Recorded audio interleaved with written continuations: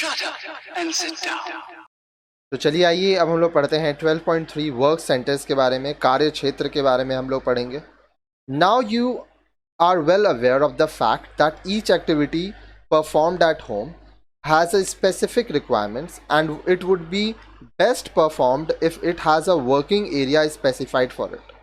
अब देखिए, अब आप अच्छी तरह से ये समझ चुके हैं कि जो भी काम आप करते हैं, ठीक है, उसको अच्छे से करने के लिए आपको घर में उसके आवश्यकता के अनुसार एक जगह चाहिए. आप एक ही जगह पे सारा काम नहीं कर सकते. The area specified for an activity is known as the work area और work centre.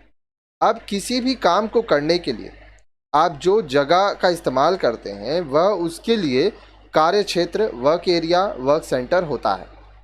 From our earlier discussion you must have understood that by work centre it is not implied to provide a separate room for every activity. अब देखिए, हम लोग जो आगे discussion किए उससे आपको यह तो समझ में आ गया होगा कि आपका जो वर्क सेंटर है, इसका मतलब ये नहीं है कि सब काम के लिए आपको अलग अलग कमरा चाहिए.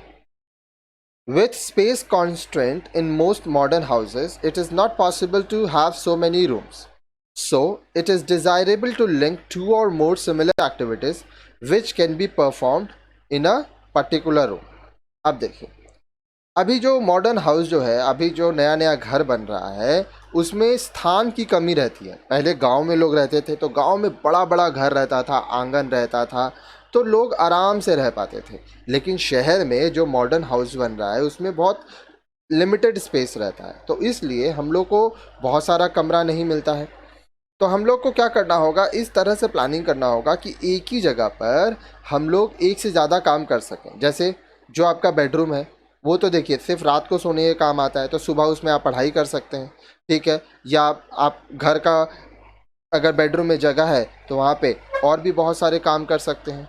साथ ही साथ किचन है तो वहीं पे आप अपना फ्रिज रख लीजिए, उसके साथ आप वहाँ पे बर्तन धो लीजिए. फिर अगर किचन बड़ा है तो उसमें जगह बना लीजिए ताकि किचन का, रसोई का जितना स्टोरेज का सामान है सब उसी के अंदर रख लीजिए.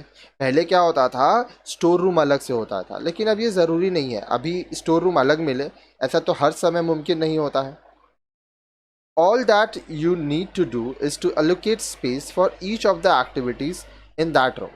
बस आपको करना क्या है, जिस रूम का आप इस्तेमाल कर रहे हैं उस रूम में आप क्या क्या चीज़ कर सकते हैं इसका आपको जानकारी होना चाहिए, जो कि हम लोग नेक्स्ट वीडियो में पढ़ेंगे. क्योंकि नेक्स्ट वीडियो हमारा काफ़ी बड़ा होगा, उस पर हम लोग पढ़ेंगे space management for family activities. ठीक है, घर पे जो हम लोग काम करते हैं उसके लिए क्या क्या हम लोग को जगह चाहिए उसके बारे में हम लोग पढ़ेंगे. और बहुत ही डिटेल में ये वीडियो है, आप देख ही पा रहे होंगे. जो नेक्स्ट वीडियो है वो काफ़ी बड़ा है, तो ध्यान से उसको पढ़िए, आपको काफ़ी सारा चीज़ समझ में आ जाएगा.